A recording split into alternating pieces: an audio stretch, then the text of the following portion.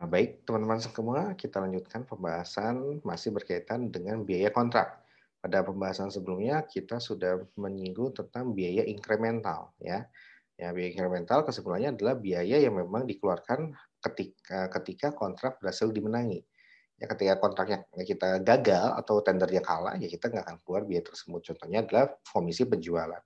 Nah, yang kedua yang berkaitan dengan biaya kontrak eee, adalah biaya untuk pemenuhan kontrak, ya seperti itu. Jadi ketika kontrak berhasil dimenangi, yang dinamakan biaya inkremental seperti komisi penjualan ya, itu yang terjadi ketika kontrak menang. Nah, kemudian untuk agar kontrak tersebut bisa dilaksanakan dengan baik, ada biaya yang kedua, yaitu biaya pemenuhan kontrak ya. Nah, apa sih definisinya? Definisinya adalah seperti ini. Jika biaya yang terjadi dalam memenuhi kontrak dan pelanggan tidak berada dalam ruang lingkup PSAK lain, ya. Nah, kemudian ini kata kuncinya ya, entitas mengakui sebagai aset atas biaya yang terjadi untuk memenuhi kontrak ya. Hanya jika biaya tersebut memenuhi tiga kriteria berikut ini ya. Yang pertama berkaitan langsung dengan kontrak ya, atau untuk kontrak yang diantisipasi dapat diidentifikasi secara spesifik oleh entitas. Contohnya adalah biaya berkaitan dengan jasa ya, pembaruan kontrak yang ada atau desain ya.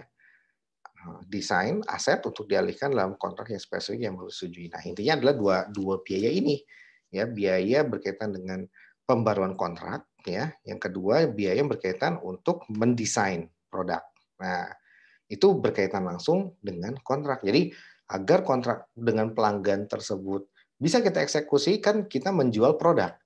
Nah ya, ketika kita menjual produk, ya kita harus mendesain produk tersebut agar memenuhi spesifikasi teknis yang disyaratkan oleh si pelanggan, ya. Maka biaya desain itu tentunya berkaitan dengan kontrak secara langsung. Nah, seperti itu. Nah, yang kedua, ya, dan desain ini, tidak berkaitan dengan PSAK lain. Contohnya desain tidak berkaitan dengan PSAK 19 atau aset tak berwujud. Desain pun tidak berkaitan dengan si PSAK 16 atau PPE ya. Nah nah yang nyantolnya di PSAK mana nih? Nah PSAK 72 diakui sebagai aset ya, diakui sebagai aset, ya kalau nggak nyantol ke PSAK mana-mana, tong sampahnya di sini, akui aja sebagai aset. Kenapa akui sebagai aset? Karena nanti ada 2 syarat lainnya gitu ya. Akan memberikan definisi aset adalah memberikan future economic benefit. Nah, maka kita akan mendapatkan benefit di masa yang akan datang dengan adanya jasa desain ini. Apa benefitnya? Bisa meningkatkan sumber daya entitas, ya, yang akan digunakan dalam penyelesaian kontrak, ya, atau kewajiban di masa depan. Dan yang ketiga, terkait dengan economic benefit adalah biaya tersebut diharapkan akan dipulihkan. Dengan apa? Dengan adanya revenue yang dihasilkan dari kontrak tersebut, gitu ya. Jadi kontrak tersebut kan akan ada revenue ya. Nah, revenue tadi memang diniatkan ini untuk memulihkan biaya desain tersebut ya, desain produk. Nah, oke, jadi pertama berkaitan langsung dengan kontrak, kedua ada future economic benefits. Ya, ada economic benefits seperti itu ya, economic benefits, ECOBEN. Nah, ECOBEN ini berkaitan dan dua hal, yaitu bisa memberikan manfaat atau meningkatkan sumber daya entitas. Yang kedua, biaya tersebut diharapkan untuk dipulihkan. Nah, kalau biaya-biaya untuk memenuhi kontrak memenuhi ketiga ini, maka dia diakui sebagai aset, ya seperti itu dan diamortisasi atau disusutkan. Ya, kalau disusutkan kan aset berwujud. Kalau ini kan kagak ada wujudnya, tapi tidak masuk juga ke lingkup PSAK 19 ya. Oleh karenanya ini di-capture oleh PSAK 72. Nah, contohnya yang ini ya, faktanya PT Sinar menandatangani kontrak untuk mengoperasikan pusat data,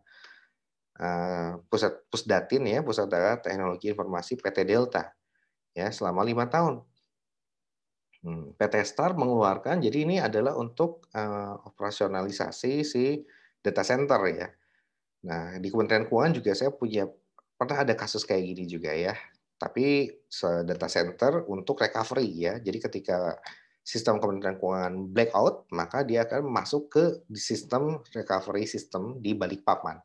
Nah, ini DC atau DRC Balikpapan. Ini saya ikut juga dalam proyek ini ya, tapi di Kementerian Keuangan. Mirip banget.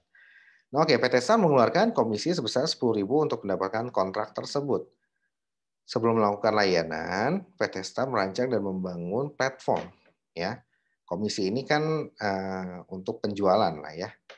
Nah, berarti ini adalah incremental cost ya. Ini IC, oke, IC. Nah, incremental cost, oke. Kemudian sebelum melakukan layanan, PT STAR merancang dan membangun platform sehingga bisa terhubung dengan sistem PT Delta. Platform tidak ditransfer, kata kuncinya ini, ke PT Delta. PT Delta berkomitmen untuk membayar biaya tetap sebesar 20.000 per bulan. PT STA memprediksi bahwa periode antisipasi yang pembangunan platform setelah kontrak berakhir adalah 2 tahun. Nah, artinya masa untuk proyek ini, platform ini adalah 5 ditambah 2, 7 gitu ya. Nah, terkait kontrak tersebut, PT STA menggunakan biaya sebagai berikut. Desain platform. Ya. Nah, apakah ini masuk ke dalam ruang lingkup biaya memenuhi kontrak PSAK 72? Ya, jawabannya adalah, nah kita lihat nih, kalau komisi penjualan kan incremental udah ya. Biaya desain 40.000 itu dikapitalisasi ya. Artinya apa? Ini 40.000 itu kita anggap sebagai aset gitu ya. Sebagai aset, kontrak aset gitu ya. Nah, sorry. Up.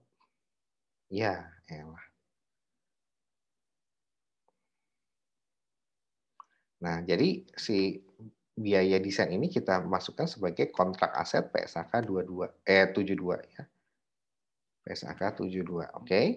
Kontrak aset-aset yang dikontrak ya. CA, kontrak aset. Seperti itu. Nah, seperti ini ya. Kontrak ya. Nah, kemudian jadi ini adalah kontrak aset ya. CA. Kemudian biaya perangkat keras platform. Nah, ini masuknya kalau perangkat keras, maka ini masuknya ke PPE.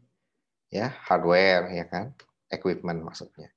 Perangkat lunak masuknya ke mana? Ke PSAK 19, intangible asset ya. Ya, kalau PPE ini PSAK 16 ya. Intangible asset PSAK 19 gitu ya. Nah, kemudian biaya migrasi dan pengujian pusat data 100.000. Nah, seperti itu ya. Nah, sekarang kita analisis ya. Tidak apa namanya? Nah, kita analisis sekarang biaya migrasi dan pengujian data dibebankan saat terjadinya. Tidak dapat dipulihkan. Nah, oke, pada dasarnya migrasi dan pengujian data ini gray area menurut saya ya. Kenapa gray area? Karena ini bisa masuk ke dalam kontrak aset juga ya, bisa kita anggap sebagai aset. Nah, tergantung pada apa? Tergantung kepada judgement dari si perusahaan ya, manajer. Kalau memang dia meniatkan ya untuk dipulihkan, artinya apa? Ketika mendapatkan kontrak sebesar 20.000 per bulan selama 5 tahun ke depan ya, 20.000 per bulan kan dapat bayarannya selama 5 tahun ke depan ya, maka dia memang meniatkan, nah nanti 20.000 ini akan mengcover gitu ya, akan mengcover atau ya istilah memulihkan itu dengan kita sebutnya biasanya dengan mengcover, mengcover si komisi penjualan dan akan mengcover biaya desain dan juga akan mengcover si migrasi. Nah, kalau memang niatnya si manajer keuangan itu untuk mengcover biaya desain, kemudian apa namanya biaya komisi dan juga biaya migrasi, maka biaya migrasi ini akan dicatat sebagai kontrak aset PSAK 72 ya atau aset yang dikontrak ya.